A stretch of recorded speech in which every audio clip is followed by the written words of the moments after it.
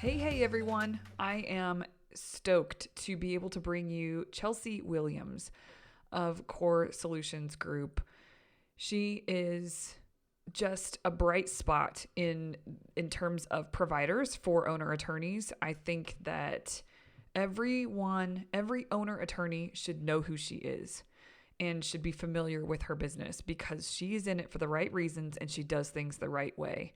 So I hope that today you find some nuggets or some wisdom. Maybe even you decide to work with her. But nonetheless, I'm just pumped that I get to share her with my corner of the world. And the more that can know about her and her business, I think the better. We complement each other. You know, she really talks about financial clarity, which I provide a piece of sort of at a high level, but I'm not an accountant. That's not what I do, right? And so having her, I think she's a good alliance for Velocity Work and Velocity Works clients because she has such a great understanding and she does things the right way in terms of the financials behind your firm, where we focus more on the business metrics and strategic planning for growth. She is just a perfect complement, and I hope to work more with her in the future for clients because I think there is a really positive, wonderful, holistic service that can be provided to attorneys between the two of us. So enjoy this conversation, and I encourage you to look her up, reach out, get familiar with her, and whether you decide to use her or not, she's full of resources and information that you can find on the interwebs that she's put out there that I think you will find useful, helpful, inspiring, motivating, and getting you putting your best foot forward financially. Enjoy the conversation, everyone. Well, welcome everyone to this week's episode of the Velocity Work podcast. I am very excited to have this conversation today with Chelsea Williams of Core Solutions Group. She has been an inspiration for me from afar. We've had one really great conversation that has kept my gears turning since we talked. And so I'm really excited to get to talk to you again today, Chelsea. So welcome to the show. Thank you. Thank you for having me. Absolutely. Okay. First of all, for those who might not know you, can you give a little bit of background on just where you came from and why you decided to start Core Solutions Group? Absolutely. So I've been in the accounting industry for about 10 years now, completely fell head over heels in love with it when I was going to college for healthcare administration, changed the direction of my degree, just absolutely ran with it. And when I started Core Solutions Group about 2 years ago, and my reason kind of why that came about. So I was partner at a brick and mortar tax and accounting office here where I live. And I was there for about 4 years and very quickly noticed that the accounting industry in general is a very reactive industry. And by that, I mean, the services kind of ended when the financials were presented, if the financials were presented. And it was kind of on as needed basis when people needed their financials for a banker or for, buying a home, we would scramble to get them out. So when I created Core Solutions Group, I was very adamant about developing a proactive tax accounting and cash management solution. I love that you said proactive. That is one thing that I have noticed when working with clients is that the accountants that they have on their side, they can give them any numbers they want to see, but there's no conversation around how to be proactive and how to plan for the future in a really great way. It's me asking for those numbers is the first time someone's ever asked for them. And it's the first time that the owners have really had conversations around those numbers. And I'm not an accountant, so I just need the data to sort of get a read on where the firm is. Mm-hmm. But they don't, it's fascinating that their accountants, it's a very split relationship, very transactional relationship, where it seems like I get the picture from you is that you're very integrated with future planning based on the numbers. So tell me if I'm wrong, and you could say more about that. Yeah, no, that's absolutely right. Like I said, in my experience too, it just the accounting services kind of stopped when those financials were presented. And so what we do is we really pick up the ball where the financials, after the financials are presented. So we do absolutely everything you can get from a full service tax and accounting firm. But if a client is not motivated and willing to take that next step to the next level, it's really not a good fit for us because we get very nitty gritty with the numbers. We focus on getting financial clarity. And what I mean by that is really seeing your numbers, understanding your numbers, and also understanding your options when it comes to manipulating those numbers. So we get into revenue formulas. Everybody has a revenue formula. I don't care who you are, you have a revenue formula. And understanding your formulas helps you understand your profitability. And with lawyers, it's very important to understand your profitability per practice area and understand what it takes, not only in money, because a lot of times we'll focus on money, but we forget about time. And I've talked to hundreds or thousands of business owners, and they all have their specific reasons. When I ask them, why did you start your business? And they all give me a little different, variation of reasons, but all of those reasons are rooted in time and money. And so not only are we looking at the money aspect, but we're really looking at the time involved to create that revenue as well. And we consider that when we're looking at profitability. That is yes. I love everything you just said. There's one of the things I learned from the consulting business I came from is that there is the results economy and there's a time and effort economy. And if you don't start looking at how to be very results oriented and not looking at just an exchange of time and effort, it's a game changer.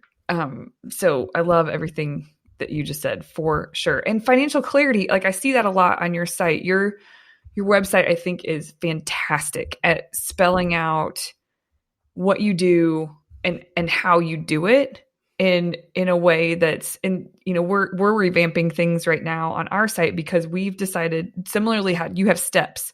Step 1, step 2, step 3 is what I saw on your site. And we now only work with clients in phases, phase 1, phase 2, phase 3, because it's a little more digestible. It's easier to see the path. It's easy, all of it. Like it just makes more sense. So really seeing the way you've set that up, I think is so smart because people can see how to enter and how to engage with you. They don't feel intimidated or overwhelmed by how big your products are or how big your services are, which is key. I think it's a big deal anytime you're going to switch to someone else, a different accountant or a different firm to handle your books and to handle some of the planning and all of that. And so the way that you present yourself on your site makes it really easy for people to make that jump and know and trust that they're making the right jump. So I wanted to say congrats on that because that's great. Thank you. And you're right. It really is a phase. And so a lot of what we do with our clients, it's a mindset shift too, very much. And so getting them into this mindset of business owner, like leave law at the door and let's talk about the business of law. And yes. What a lot of firm owners get stuck in is that mentality of doing the work, being the doer. And one of the things that we point out in the CLE courses that I put on is that when you become a business owner, you step into this new realm of revenue potential. So there's 2 ways to earn money. There's fixed income. That's basically trading dollars for hours. That's when you punch in, the money starts. When you clock out, the money stops. That's fixed income. But when you become a business owner, you step into this whole new earning potential, which is residual income. And that means roughly set something up once the right way, and you will continue to make money off of it. And it is not a direct trade for dollars and hours. So it does happen in phases, and it does take time to get into that new mindset. I mean, we've figured out that it takes about 3 months from the time someone signs on to the time to where we can really start getting into the proactive realm of things, because there's some cleanup that usually needs to be done in the books and just getting this solid foundation, because you really have to have that in order to do all of the proactive planning and forecasting. Your foundation, I like how you put it on some of your episodes, get your house in order.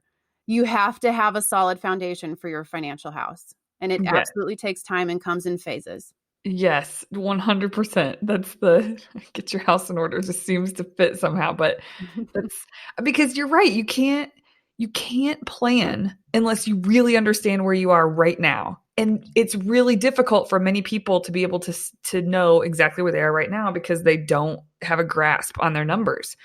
And That really is what it boils down to. I know there's inevitably discrepancies with the culture and the morale and the other things in the firm, but if you don't have a grasp on your financials, it doesn't matter what else you do, like at all. And actually, to take one step back, which you were just talking about, the mindset shift, it's almost like before, when I started my podcast, I talked a lot about the mindset stuff, and I had a few people wanting me to go into more of the numbers from like a strategic planning, like not accounting numbers, but more like business metrics and revenue.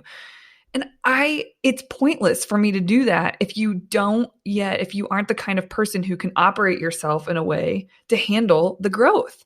And so it's almost felt backwards. So I stopped because I started to go into some of the numbers, and I thought, no, I'm going to get some of the core pieces out into the podcast and be able to refer back to those for people who don't have that stuff. They're not on a journey with that mindset shift.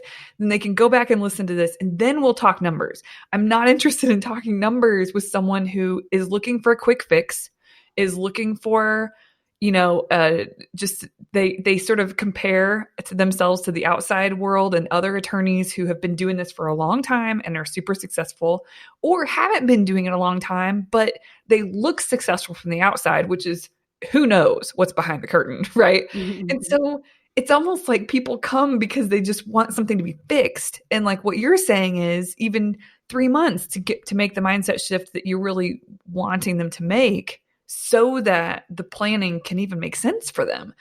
I think I think that what you're doing and how you're doing it is remarkable, because I have talked to other people who are working with attorneys mostly, and you are one of the only people, and this is not to badmouth anyone because maybe I don't have a deep enough insights into what they're doing, but you're one of the only people I've talked to that genuinely has attorneys' best interest at heart.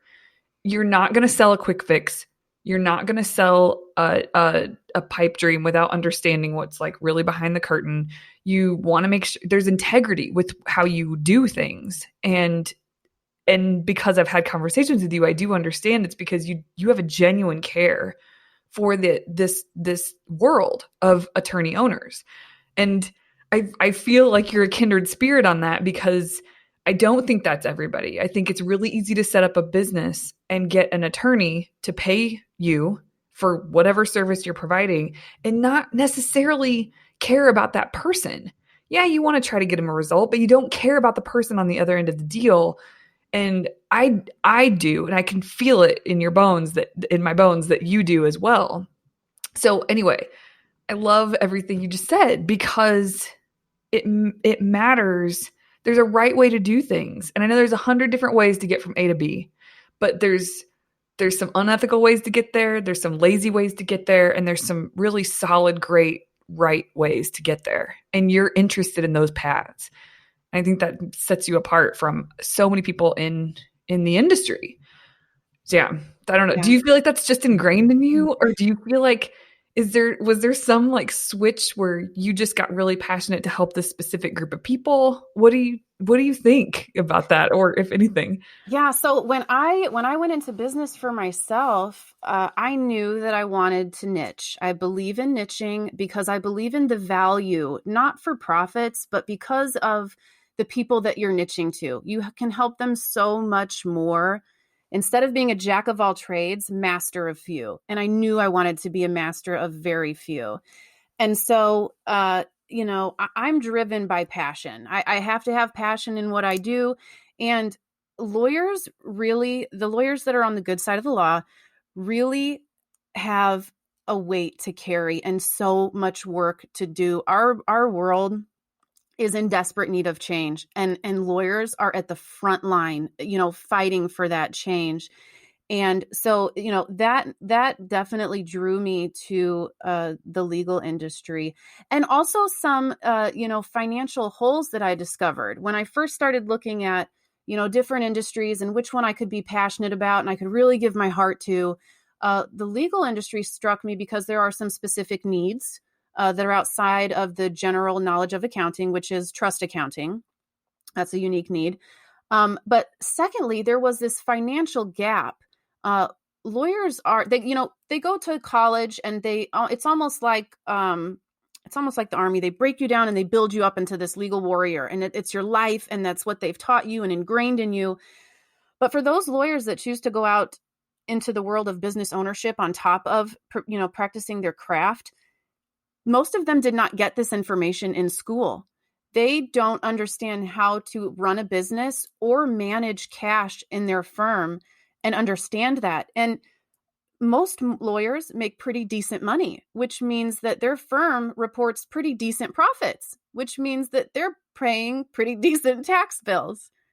And so what I saw was this financial hole that we could really aim to fill, because there is a financial team. When you're a business owner, you have a financial team. If your CPA is not talking to your banker, is not talking to your retirement planner, you're missing out on something. There's something missing, because your financial life is not isolated to your business. It's completely personal. Your business should have a why that feeds into your personal, right? Which inevitably for most is your retirement. So your business is a vessel, your law business, while it has its own purpose, part of that purpose is to be a vessel for you to your ultimate goals in life. So if these people, this is a moving piece, this is a puzzle, and you have to see all the pieces, and the pieces have to touch and communicate. And so, I saw this, and that's what keeps me going. And that's what keeps me passionate. And like I said, lawyers have big shoes to fill. The work that they do is extremely personal. It matters. It affects the lives of people beyond the individual that they're helping at the time.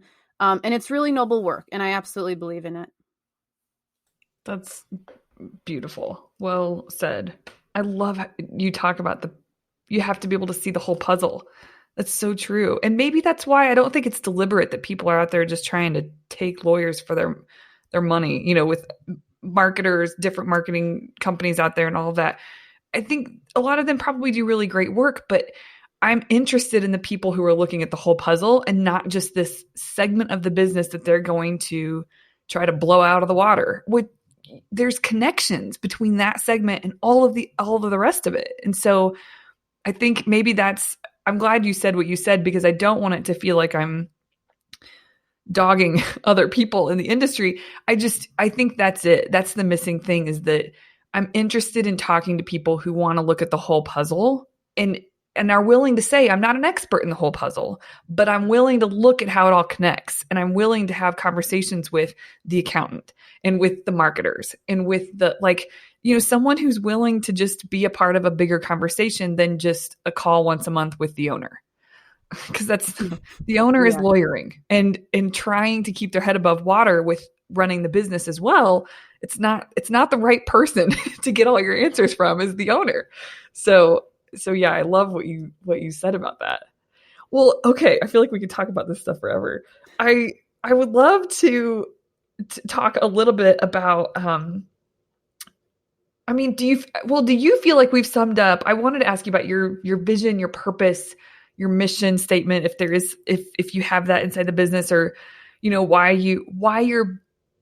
the reason behind why your business exists, the sort of the flame for the business. And it does seem like you really want to serve this group of people. You saw an opportunity, you can make a difference. Do you feel like we've kind of touched on that, or is there something really specific that you wanted to say there? Well, I think that your why, it changes and it evolves. A lot of people kind of get stuck on a why because it's like, oh my gosh, what's that one thing? And it's just got to be that one thing. And I don't know what it is. And of course I love my kids, but they kind of get pressure from, finding this one thing. And my first why that I ever identified in my life, because I had kind of a rough high school, life. And my first why was finding out that I was pregnant with my daughter. The second I knew that I was going to be a mother, why, period. But since then, it has built and evolved, and it's become more about me genuinely wanting to be the best version of me that I can possibly be. And I really get to carry that out through Core Solutions Group in a lot of different ways. My kids can look up to me and see me, building my business, but still being able to have flexibility to be very involved in their lives. And even still, it's evolving. The business is meant, and the business's purpose is to get lawyers to this place where they have financial clarity and they can really steer their own ship according to what they want to do, what they're passionate about. And that's not always profits. I have a client who's taking work for much less money and horrible payment terms because his heart is in it. So we have made the numbers work so that he can stick with his heart project. And I think that's what it's really about. And so, for me personally, my why is even evolving now because I've come to a place in this business where I'm able to do a lot of presenting in front of groups. And I've even got some stage speaking events coming up next year where instead of just helping one person at a time, I'm able to get in front of a large group of people and put these, cash management tactics and other things out in front of them and help a lot of people at the same time. So I think it's important to acknowledge that you got to start somewhere. Start with what motivates you, even if you don't feel like it's earth-shattering, and continue to define that why and build on it and acknowledge that it's going to evolve and change over time. Totally. Yeah. And I love, it's genius the way you break it out. That's what I try to help people do, is that the business has a purpose and a vision or a mission, maybe all three. I don't know. Like, I feel like people can go overboard with that stuff, but there's a reason that the business exists. And then, but that reason that the business exists isn't necessarily the fire in the belly that gets us up after no sleep or, whatever, like that helps. What's the reason for the founder to wake up every day and work for the business's mission or vision? And so you were kind of touching on that at one point it was your daughter, and it's shifted over time. Now it's for you to show up as your most authentic self or something along those lines, which I think is, that's excellent. And I think it's good to say that it should change. Like, life changes, your phases of life change. I think when I was working for the consulting firm and starting this company, it was not easy to start this business while working and traveling full time for work. But the thing that kept getting me up, I would wake up at work from 4 a.m. to 7 a.m. every day, then go to work, and then at night do a little more work for velocity work, and then the next morning work 4 to 7. I can't believe I did that. The only reason I really held that for as long as I did was because I wanted, like, my why was I wanted to run my own life, and I was on someone else's schedule, I didn't run my own life when I worked for that firm. Mm-hmm. And so that was my why. Now I'm having a baby. And so, like, my why is totally different now. It's around family and providing opportunities for family. And so I do think that it's smart to always be in tune with why. Like, what are you getting up for? What do you continue? And when I say get up, I don't just mean get out of bed, although sometimes that's a win, but just what are you getting up for? Like, you're going to fall on your face sometimes. Why do you keep standing back up and keep pushing towards the business? You have to really be in tune with that. Or I think when you are in tune with that, it makes the journey less of a, I don't know. It just doesn't feel like you're walking through heavy mud. When you really know your why, it's easier to bounce back. So anyway, I think that's cool that you have separated that. The business does have a mission and a vision and a purpose, but you know why you're getting up, and it shifts and it changes, and you recognize that as time goes on. Yeah. And it's got to be beyond money. We have a list of top 10 money myths, the lies that we tell ourselves about money. And money myth number 8 is I need money to be happy. And, you really have to find, the happiness in the journey. You have to find the little things every day that you can enjoy, the little wins, right? There's something I say all the time because I heard it and I absolutely love it. And it said, it's not about hitting it out of the park. It's about hitting singles. You hit enough singles and you win the game. And, to speak to your firm having a vision and a mission, I feel like your firm's why should be less about you and more about the bigger picture. I'm a firm believer in that people will do more for other people than they are willing to do for themselves when it boils down to it. And with your firm, it's not just you. You got people showing up to work with you every single day. And if they don't believe, if you don't have a vision and a mission in your firm that moves you to get up out of bed each day, it's probably not going to move them either. And they need something to work towards. They need something more than themselves to get up out of bed, to show up, and to be present. And yes, to feel like they're contributing to something bigger than your pocket, which I think there's not a ton of people that we come across. They exist out there. There's not a ton of people that is their vision or mission is just around money. But if you don't clarify what your vision or mission is, you have a team of people working for you that they can't even wrap their heads around the amount of money that's coming into the business. They think it's going to your pocket. They don't understand how it works. So it's nice to have, like, it's important to have that vision statement or that mission statement that's bigger than you, that's of service and of contribution, so that they can understand why the business exists and it's not just for the owner. I totally agree with that. It's important. Both sides are so important. Okay. So, I was going to ask you about, cause you have the myths that are out there. I was going to ask you about the money is required to be happy. That's one myth that you have out there is like busted. Does it boil down to, well, let me ask you this. What made you come up with these myths? Was it things that you were repeatedly hearing from clients that you were like, that's not correct. They're not thinking about this correctly? Or like, how did you come up with these myths, and what made you want to put them out there and sort of bust them, so to speak? Well, we go in life in general, we go a lot off of what they say. They have a lot of power in our minds when we listen to they. And when it comes to money, there are a lot of things that they're mental blocks is what they are. And so getting past those and acknowledging that this is not true. The brain is a funny thing. I like science and I like to listen to health and how those things work. If you tell yourself something enough times, your brain actually forms connections at a neurological level to support that belief until it becomes just that, a belief. And what do beliefs spawn? Habits. And what do habits spawn? Everything that ripples out from your life, essentially, right? And so I put these out there because we have to get over the excuses. We have to get past the excuses. And my favorite one is money myth number 1 that says my firm is a unicorn, therefore systems on how to make, spend, and keep money won't work for me. Because so often I will hear, oh, well, I don't need all that. And that's not going to work for me because I'm a PI attorney and I don't know when my money's coming in. And this is my firm is different. It's just so chaotic. There's no hope for me. And it's like, that's a lie. You are lying to yourself. And we need to acknowledge that and move past it and start, building.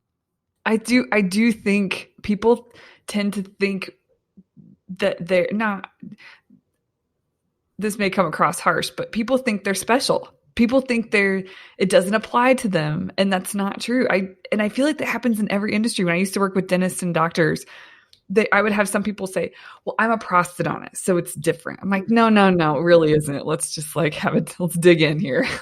It's the same with different kinds of attorneys. They're attorneys practicing different kinds of law. The fundamentals are the fundamentals, period. And if you ignore them, it's going to bite you. There's going to be a day. So don't think you're special.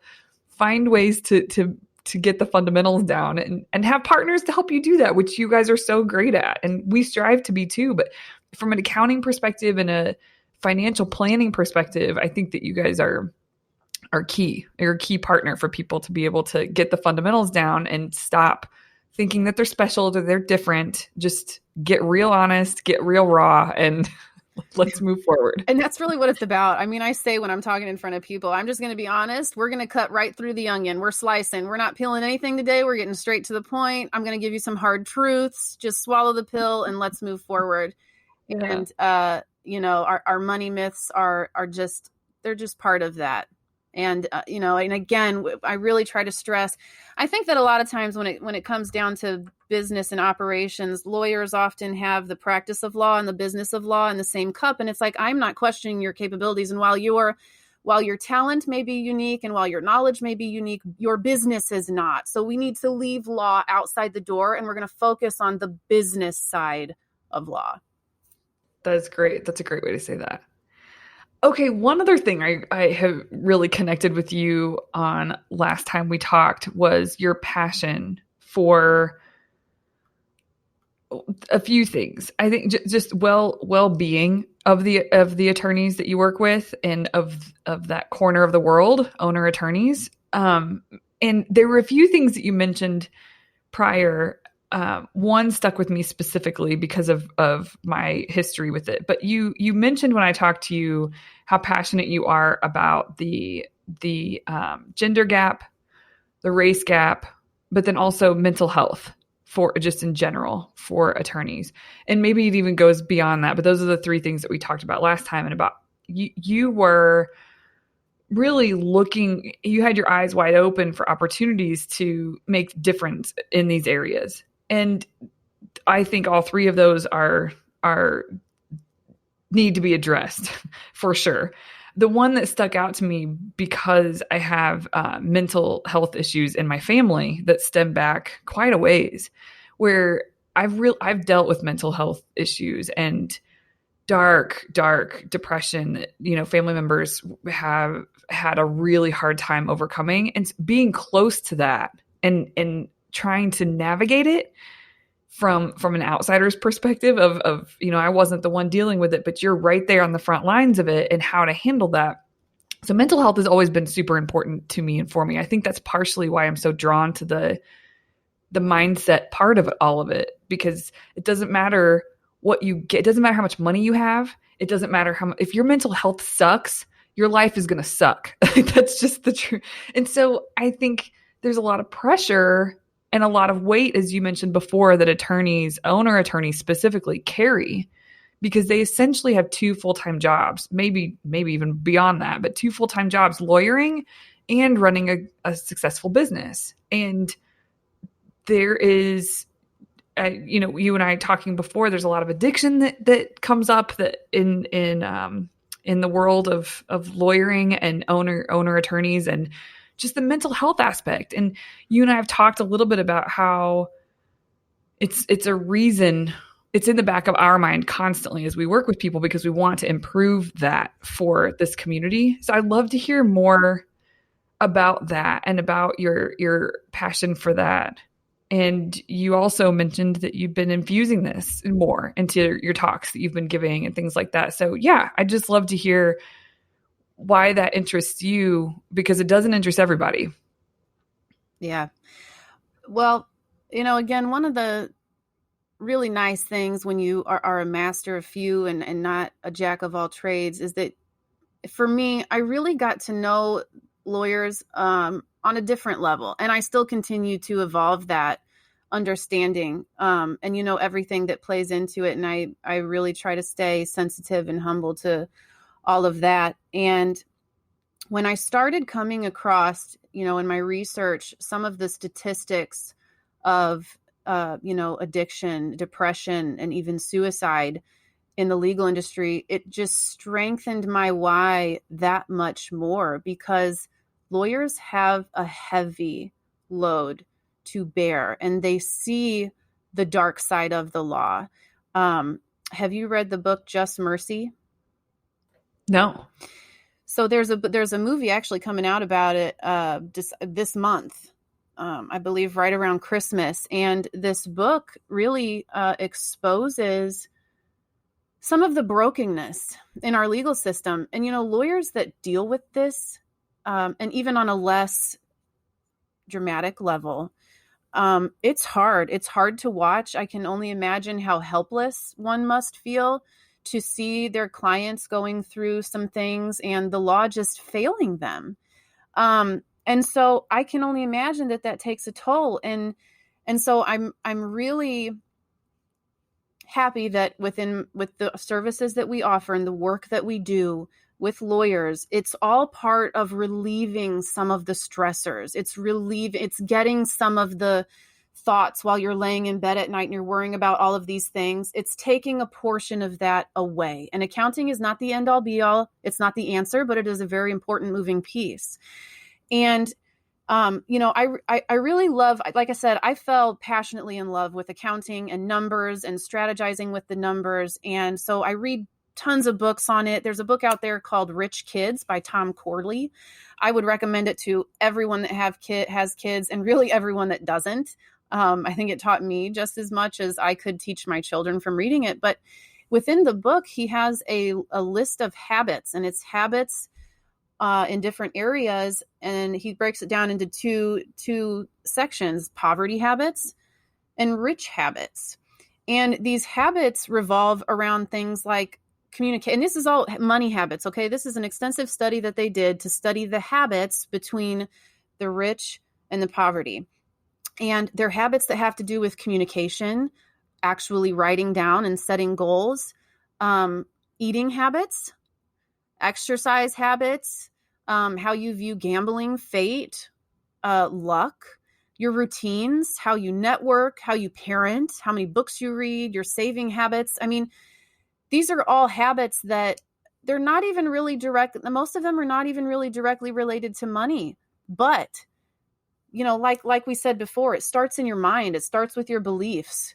And your beliefs create these habits, and these habits have a ripple effect on the rest of your life.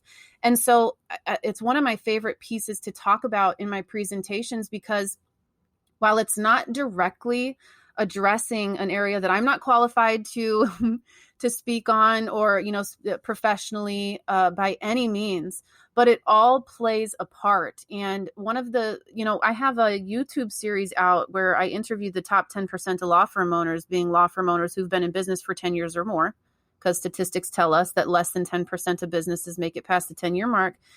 And there are a lot, if you listen to all of them, there are a lot of consistencies between these people who have been, we had one gentleman on there who built and sold 2 7-figure law firms. And these people have the same types of values. There's another guy that we interviewed. Every single day in his calendar, in his work calendar, he carves out and prioritizes taking care of himself. Even if that means walking out back to the trail and going on a 15-20-minute hike, he makes it a priority to take care of himself. And so, being able to touch on in a roundabout way some of these topics within the content, and because it's relevant, because again, these spill over to every aspect, and a lot of your habits, believe it or not, they come through in your money habits for sure. So I really enjoy getting to talk about some of that stuff. And yes, like I said, my why is still evolving. And I continue to find things that I'm very passionate about. And this is certainly one of them. Mm-hmm. Yeah, I do think too, what you do for attorneys with providing the financial clarity is, I think not always, and I'm certainly not an expert on this, but having been around mental health issues for people and very close to them, what I do know is that there's oftentimes a fogginess that they don't see. There's no clarity. There's no clarity. So whether it's in one area of life or another or all, which can happen. And I do know that there's more that plays into it than just getting information. But I think that when you can see the truth for what it is, which is what you provide. You do provide, like, the portal, the tracking portal that we set up for the business metrics. We call it the source of truth. It just starts and stops there. It's like going on facts and not feelings. And I think a lot of times when you don't have the facts and you don't have, which is data, when you don't have data in front of you and you don't have numbers in front of you, you can't have a clear picture. It's all just swimming in your head, it's your thoughts about your business. And so whether you're quote unquote right or not, that things are just a hot mess in regards to the numbers, there's still a lack of knowing the truth. And so what you provide people is this real, honest starting place in terms of truth. And even if it looks quote unquote ugly, now at least you know exactly where you are, and you have someone like you on your side that can help you see a path out. Like there's a bridge to get to A to B. And like we talked about earlier, you really care about the high roads to get from A to B, like with integrity. And there's a lot of quick fix stuff that won't work long term, but you're interested in really helping them build something for themselves. And I think when you don't know how to do that for yourself, or you're too busy to dig into all of that and figure it all out for yourself, it contributes to this sense of fogginess, cloudiness, gray, fuzzy area of your life that it's causing stress because you don't understand it all.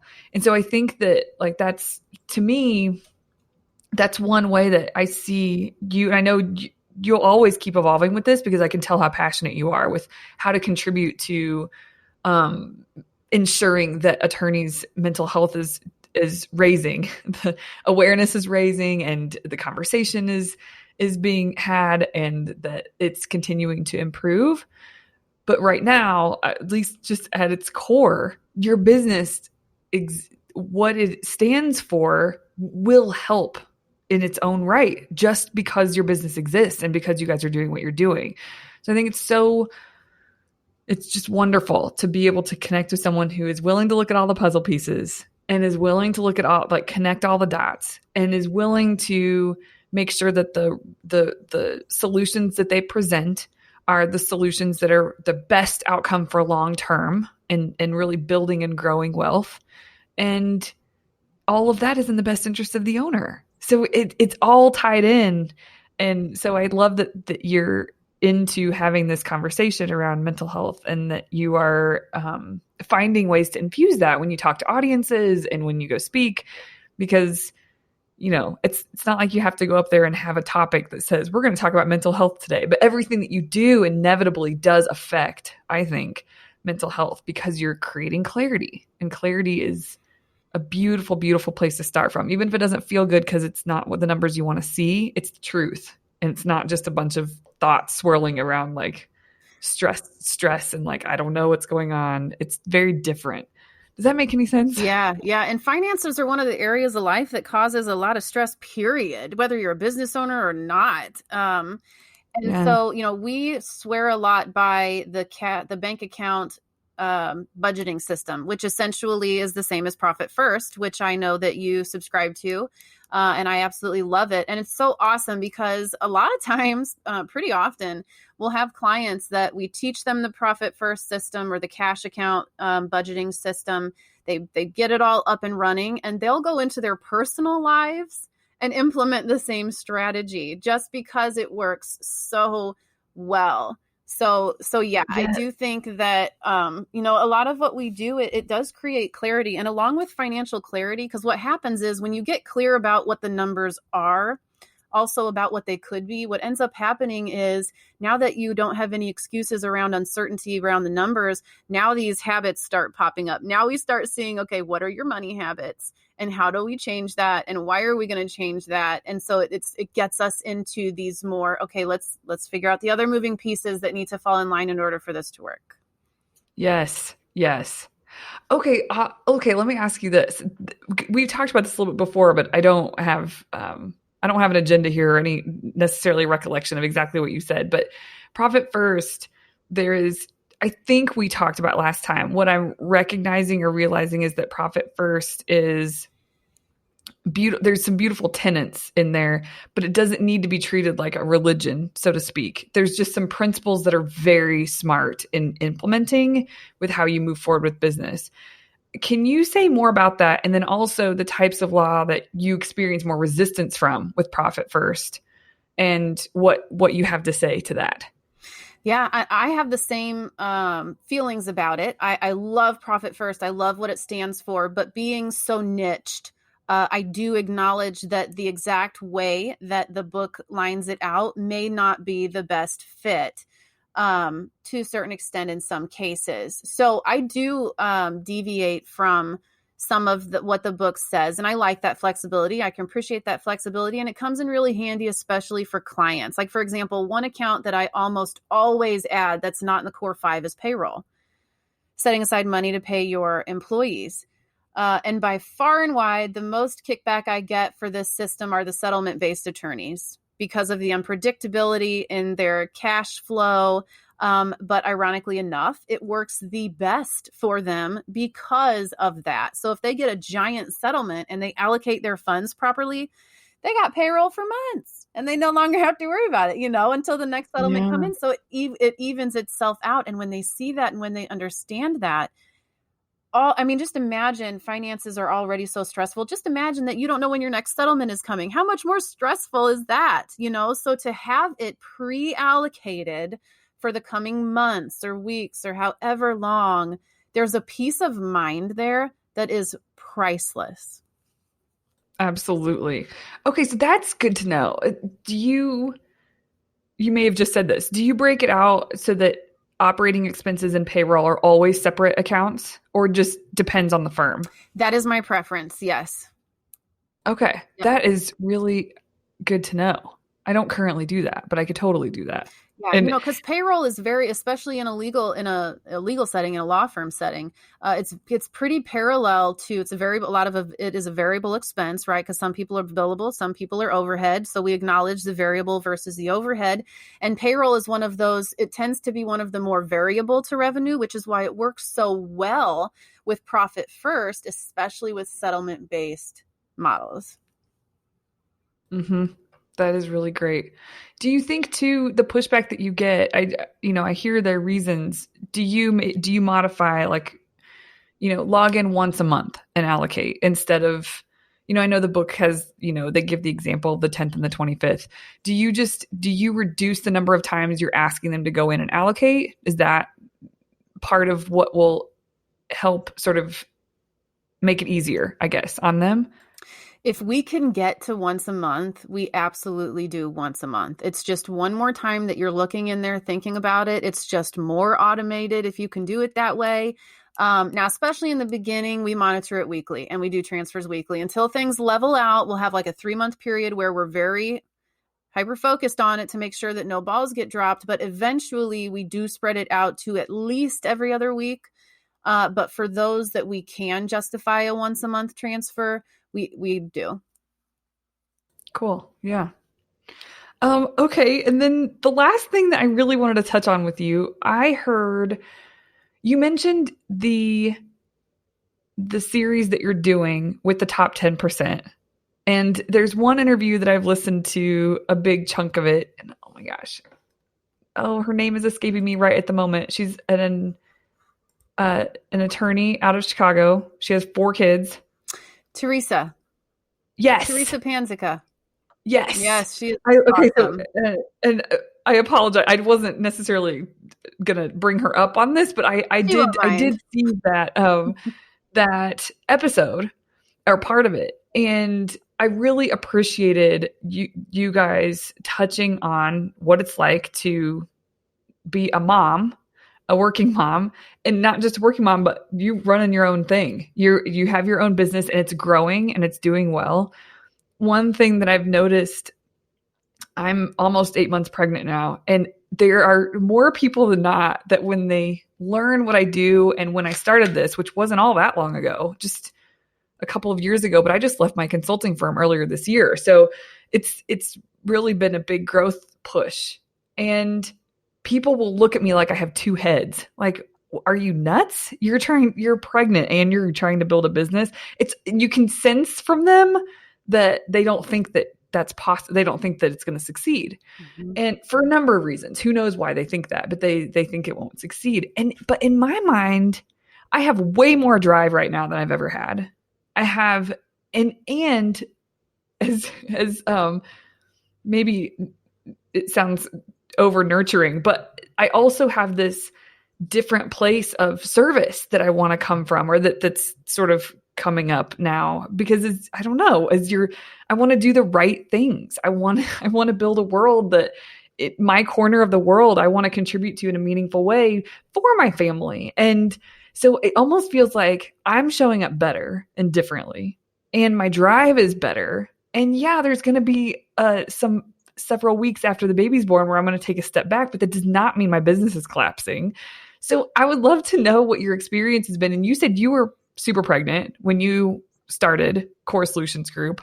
So I would love to know from your experience what it's been like for you growing the business with 2 kids, and yeah, just any thoughts you have, or if you can relate where people sort of, they think that it's cute what you're doing. Yeah, so I started this business in August and I had my son in November. And I got the exact same feedback when I left, because I was partner at a tax and accounting firm here in town. And when I left and started on my own, people were kind of like, "Oh, are you still going to work? Are you still going to be available?" Like, "Oh, my baby's due in 2 weeks. Oh, are you going to be able to do anything?" And a lot of it was from men, and I think a lot of it is just not understanding because they don't have babies, they don't know that side. But I will say that it acted as more of a driver for me too, because when I went into business for myself, I already knew about the truths about money. Everything that I teach and that we go through with our clients, I came into it and I came through the door and I said, this is how many hours I want to work a week. This is how much I'm willing to work. And this is what I want to do. And so, like right now, we service law firms all over the U.S. I work from home. My senior accountant, I call her my accounting extraordinaire. She is a mother of 2. She gets to work from home. We get to go to band concerts. We get to go to soccer games. We don't have to miss a lot of stuff. And it was more so a driver for me because I wanted to be there more for my kids. But it also, because I was very clear about what I wanted to do in my business, it made me much more efficient and much more effective with the time that I spend in my business. And part of that was financial clarity, right? Part of that was when I get to X number of clients, I have to hire someone. And if that means cutting my pay a little bit to put the profits aside to pay somebody else to do the work because I knew how many hours I was willing to dedicate and how many I was not, I knew where my threshold was, then I made that work. And, again, we're very particular with the clients that we bring on. So I knew what it was going to take. But I did get that same feedback when I started. And in that video, we kind of talked about it too. But I think it's a matter of, like we've been talking about, know what you want out of it and what you're willing to give and be very focused and know what all the moving pieces need to be around it to make that a successful thing. That's when you said you're more efficient. That's what I envision, is that, I have these hours to give. And so you have to show up full on during those hours and just get your work done. Right. So I think that, is it Parkinson's law that will basically fill the amount of time that we give ourselves? We'll fill it up. And so if you reduce or constrain your time, you can be just as productive. And so do you know who Josh Warshaib is? Mm-mm. I think he's in Bloomington, Illinois as well. I don't know about that for sure, but I think so. I talked to him about a month ago, and when he learned that I was having a baby, he was like, "Oh, watch out." He was the opposite of everyone else in the way that they responded. He was like, "Watch out, world, because when you have a kid, it changes everything. You become way more potent, way more powerful, way more efficient, way more." I was like, "Thank you. You're the first person that said that out loud." I think that's what it's going to happen in my mind, but it was really reassuring. And he has kids. And so I think he's watched his wife and what she's created since they've had kids. And so I loved that. And you're a testament to it. I mean, you've built something really great, and you have 2 kids, one who's very little. So it's great to know. Yeah. That I think we step up when we have kids and we don't have a choice. We step up and it's like, all right, now I got to be master delegator, and we're going to get all these PTL meetings done, and we're going to get lunches packed, and we're going to step up and we're going to multitask, but then we're going to focus when we need to. And it's just, we don't have a choice. So we kind of dive in head first, and it just, it spreads out to the other areas in our lives. Yeah, absolutely. I think you really do become more of it's like a superpower that happens. I agree. That's great. That's really good to know. Well, okay, I guess we should wrap up, and I would love for you to share the best way for attorneys listening to this, if they're interested in your services, and especially just even step 1, because I know you have 3 steps. It's not like they have to engage in this right out of the gates in this really long commitment with you, like you offer different ways to work with them that are really helpful. What are the best ways? Do you prefer that they go to your website to engage, or where could they reach out if they wanted to learn more? Yeah, we really meet our attorneys where they're at. We don't like creating more work. So whatever software platforms you're on, whatever practice management systems you're on, we're probably familiar with them. So we're very meet people where they're at and build on it. And in order to get a hold of us, let's see, our website is yourcoresolution, that's singular.com. My email is chelsea@yourcoresolution.com.